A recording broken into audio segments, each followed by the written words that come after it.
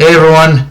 Okay, so I'll be honest, putting aside how I may feel about Shura's inevitable heel turn, because trust me, it is coming, one thing I do really appreciate about this chapter is how it did lay much more of a foundation for Shura's character, because right from the jump, we do see a lot of his initial personality, and granted even more so when he fights Shiki, but it is through the interactions with the Ocean Six where the layers of Shura's character in this universe do start to peel back, and we see that this version of Shura is honestly much more laid back underneath what could be considered a visage of cruelty. It's like something he almost needs to put on to show strength. But even the way he interacts with the Juna, like, it alludes to a much more healthy relationship, even if Juna herself is still rather clingy. And just everything in general about Shura's characterization in this chapter definitely points to him as being cocky and hot-headed, but not needlessly cruel. It's kind of that, again, I hate to make this comparison, but it's kind of that Bakugo effect,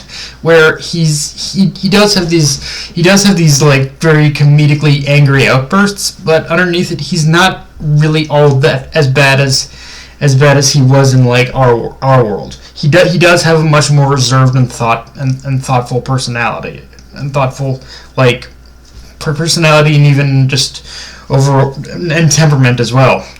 Also, even more so than that, this chapter definitely gave me the vibe that this Shura prioritizes the circumstances he's facing much more as before.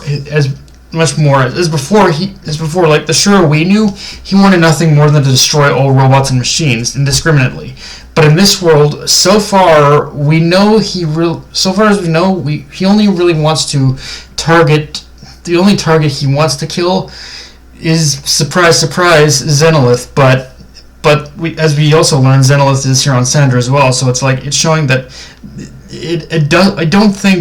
I don't think this Shura is gonna kill innocents indiscriminately in order to get to Zenolith. At least I don't believe so. We'll have to wait and see. But it is showing interesting characterization. All of it definitely points to just this Shura is definitely different in places where it counts, so to speak. Now the big question is, why does Shura want to kill Zenolith? Because based off his exchange with Shiki, it sounds like a reversal of. It doesn't sound like a reversal of Zenolith having taught Shura that both Shura and Shiki in this timeline were still very much taught by Ziggy from the sounds of it. So it's definitely not a student wanting to kill the master scenario, but based off a passing comment from I believe it's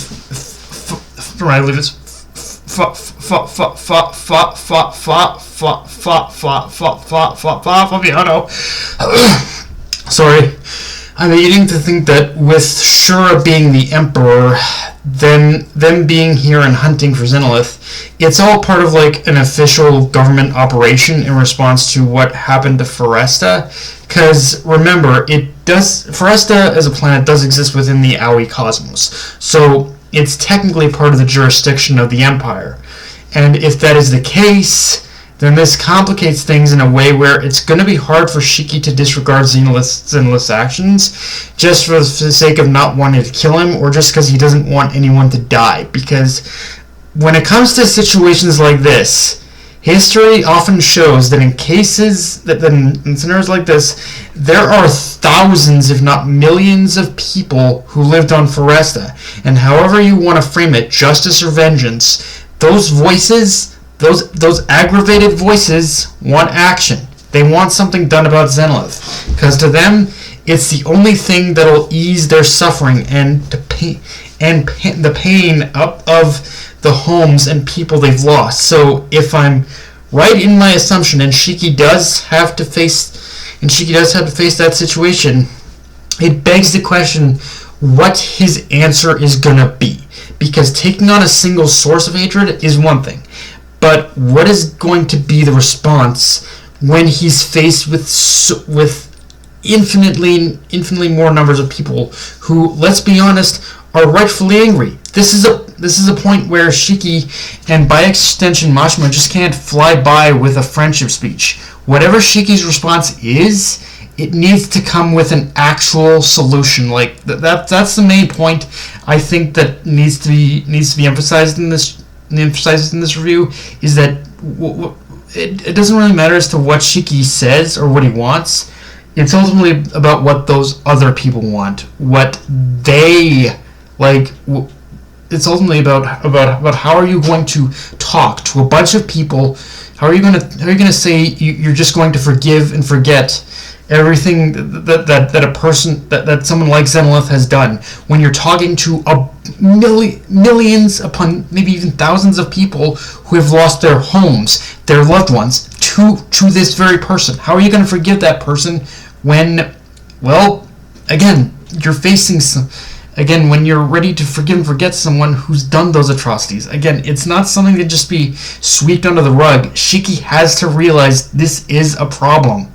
And I hope he comes with with an actual solution to this, because if he's not becoming prepared, then he's just going to aggravate so many people. And rewinding a bit, I like how we can see what I talked about in terms of Shura's change also extends the fight with Shiki, as within the fight itself, you can see Shura isn't as aggressive as he was before. In fact, he's kind of enjoying the fight with Shiki and having fun. So in that regard, it does provide a window into the possibility of them finding common ground and working together.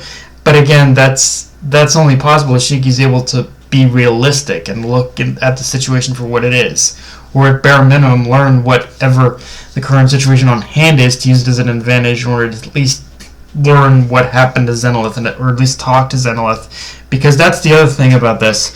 However tenuous the situation with Zenolith is, I'm weirdly still forced to believe there's weirdly another side to this, that until we actually learn otherwise, that no, Zenolith has become an evil monster, there had to have been some reason he destroyed Foresta, is all I'm saying. And until we learn until we also learn what that is, I feel like we just don't have a complete picture of this.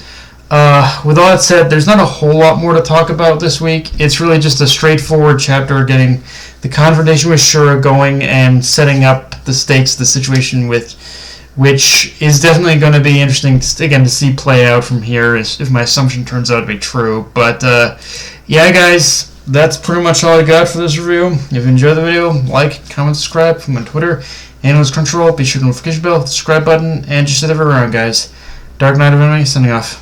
Later, everyone.